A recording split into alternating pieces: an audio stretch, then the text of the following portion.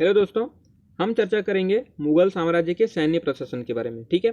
इससे पहले हमने मुगल साम्राज्य के बारे में काफ़ी डिटेल से अध्ययन किया है। अगर आपने वो वीडियो नहीं देखे हैं तो कृपया पहले वो वीडियो देख लें, जिससे आपको मुगल साम्राज्य के बारे में एक निरंतरता प्राप्त होगी। ठीक है।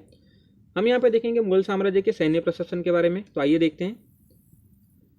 मुगल जो है स्थायी सेना, विशाल रूप से जो स्थायी सेना है वो नहीं रखते थे। ठीक है।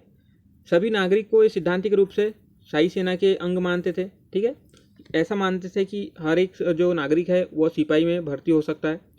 सेना को इन्होंने 4 भाग में बांटा था। ठीक है। पहला था मनसबदारों की सेना, जो कि मनसब दिए जाते थे किसी क्षेत्र को। अगर केंद्र के अंतर्गत दूरस्थ क्षेत्र होते थे तो वो क्षेत्र किसी व्यक्ति के अधीन कर दिए जाते थे, जिसे मनसबदार कहा जाता था। ठीक है।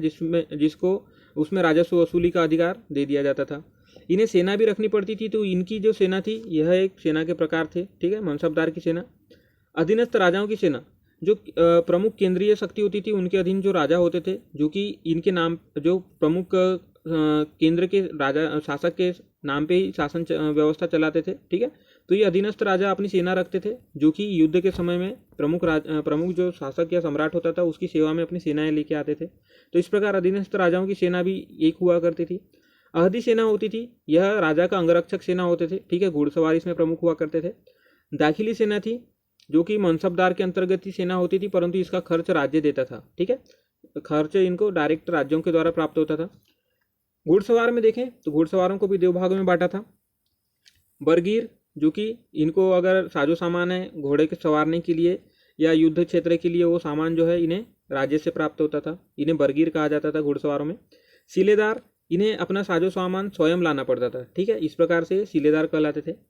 आगे देखें तो यहाँ पे पैदल सैनिक भी, इसके भी बहुत सारे विभाग थे। साधारण सैनिक जो होते थे नगरवासी किसान होते थे। ठीक है। पैदल सेना में अधिकतर पैदल सेना के भाग देखें तो अहसाम, जो कि तीर भाला और तलवार का प्रयोग करते थे, इन्हें अहसाम सैनिक कहते थे। ठीक है।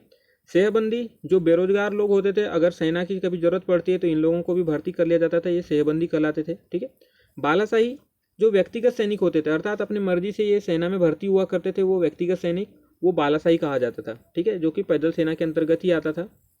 गोलंदार, गोलंदार जो है एक विभाग हुआ करता था जिसमें तोप संबंधी व्यवस्थाएं होती थी। अकबर के समय में छोटी छोटी तोपों का निर्माण शुरू हुआ। ठीक है। अकबर ने ऐसी तोपों का निर्माण कराया जिसे हाथी और घोड़ों पे लाद के एक जगह से दूसरे जगहों पे ले जाया जा सकता था। जिनसी भारी तोप कहलाती थी, जो कि गोलंदार के अंतर्गत होती थी। इसका प्रयोग जो है बड़े बड़े जो अगर कहीं पे आक्रमण करना हो और उसकी दीवार काफ़ी मोटी होती थी, वहाँ पे उपयोग किया जाता था भारी तोपों का। ठीक है। हल्की हल्की ये दस्ती, जो कि हल्की तोप हुआ करती थी, इसका जो प्रयोग है सेना पे आक्रमण करने के लिए किया जाता था। ठीक है। जो गोलंदार विभाग का जो प्रमुख होता था उसे मीर ए आतिश कहते थे। ठीक है। जिसके अंतर्गत पूरे तोप विभाग आता था, उसे मीर ए आतिश कहा जाता था। अराबा, यहाँ पे अराबा देखिए भारी तोप है एक, जो कि बाबर के समय में इस्तेमाल की गई थी। ठीक है। यह दुर्ग को भेदने के लिए, जैसे अगर बड़े बड़े दुर्ग होते थे जिनके किले में चढ़ना मुश्किल होता था, तो उस प्रकार के किलों को भेदने के लिए अराबा तोप का इस्तेमाल किया जाता था। ठीक है।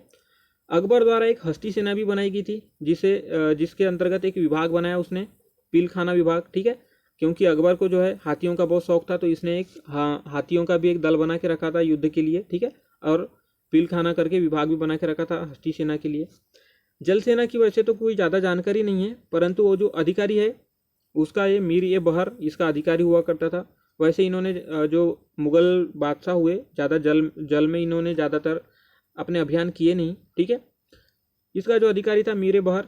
रहीमी, रहीमी यह 1500 टन क्षमता वहन क्षमता का एक जहाज हुआ करता था, जिसे रहीमी नाम दिया गया था। ठीक है। आगे देखें मुगल काल की न्याय व्यवस्था।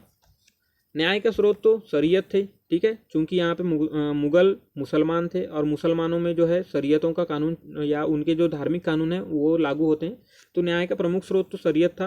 परंतु बादशाह की आज्ञा भी एक प्रमुख मायने रखती थी। ठीक है। शरीयत के बाद बादशाह की आज्ञा भी मायने रखती थी। जहांगीर एक न्यायप्रिय शासक हुआ, जिसने अपने प्रजा के लिए अपने द्वार के सामने न्याय की घंटी लगवाई। अगर किसी को भी न्याय की आवश्यकता है तो आप घंटी बजाएं, जिससे जहांगीर उस व्यक्ति को अपने पास बुला लेता था। ठीक है। अकबर, यह भी न्यायप्रिय शासक था। जनता को सीधे अपने पास आवेदन भेजने का अधिकार दे रखा था इसने, कि अगर किसी भी जनता को कोई भी परेशानी होती है तो सीधे अकबर के पास वो आवेदन भेज सकता था। ठीक है। वैसे तो शासकों से मिलने में सामान्य जनों को काफ़ी परेशानी होती थी, परंतु मुगल बादशाह, ये दो मुगल प्रमुख बादशाह हुए जिन्होंने न्याय हेतु अकबर और जहांगीर ने जनता से भी सीधे कनेक्शन किया। ठीक है। काजी उल कुजात, न्याय व्यवस्था में काजी उल कुजात एक प्रमुख अधिकारी हुआ करता था जो कि प्रधान न्यायाधीश था। ठीक है। इसके अंतर्गत फौजदारी और न्याय जो है दीवानी दोनों प्रकार के न्याय आते थे। ठीक है। फांसी की सज़ा जो है बादशाह से स्वीकृति के बाद ही दी जा सकती थी। फांसी की अगर सज़ा देनी हो तो जो प्रधान न्यायाधीश अगर फांसी की सज़ा किसी को सुनाता है तो उसकी एक बार बादशाह के द्वारा उसकी पुष्टि कर दी जाती थी, उसके बाद ही फांसी की सज़ा होती थी। ठीक है। तो ठीक है दोस्तों, देखते हैं हमने क्या क्या देखा। मुगल काल के सैन्य प्रशासन के अंतर्गत हमने सेना के विभिन्न प्रकार देखे, जिसमें घुड़सवार सेना के भी विभिन्न प्रकार के देखे। ठीक है। पैदल सेना के भी प्रकार देखे, गोलंदार के बारे में चर्चा की जो कि तोप विभाग था। ठीक है। जल सेना के बारे में देखा, आगे हमने न्याय व्यवस्था के बारे में चर्चा की। ठीक है। तो ठीक है दोस्तों, अगर आपको जानकारी पसंद आती है तो इसे शेयर कीजिए। धन्यवाद।